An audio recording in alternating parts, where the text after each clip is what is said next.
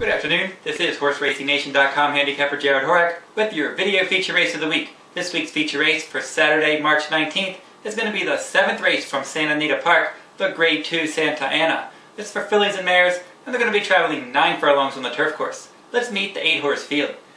Now probably Church Camp is going to be going out and setting the pace, but this one's a dirt sprinter, probably won't be around at the finish. Washington Bridge might take some action, but that one seems best on synthetic ground. It Tiz is a 1 mile specialist, might not last the 9 furlong distance here. Eclair de Lune's going to take a lot of action, probably be your favorite or second choice. This one finished 4th in the megahertz. That was at 1 mile, obviously too short.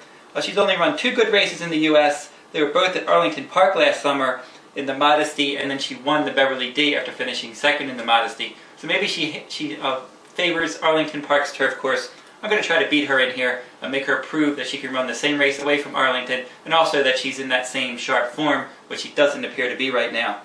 And Lily Faput, breaking from the outside post, has lost 7 straight, and I think maybe that one's going to take a little bit of action. Could be worth trying to beat as well.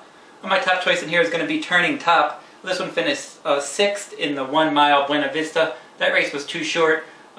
This filly had won, I believe it was a 10 furlong race at Hollywood Park last summer. So 8 furlongs, obviously coming off the layoff last time, was just a prep. Now she's going to stretch out to 9 furlongs today. Much better distance.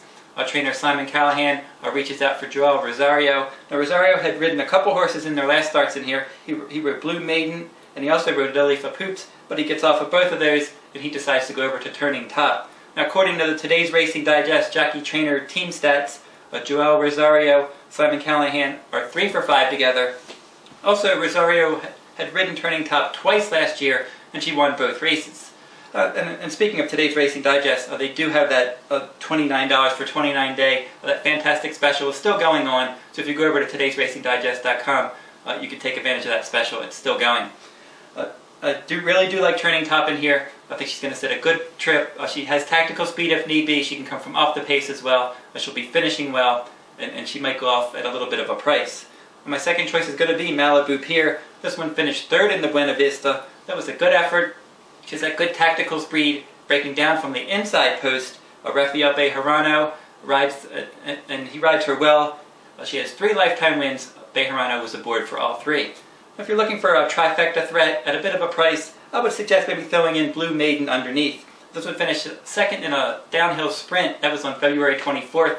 But she does her best work, I think, in route races. She ran some good route races last year. So now 2nd race off of a layoff, stretching out in distance. Maybe she can come from a little bit off the pace, sneak into your trifectas. So that's one to throw into your exotics.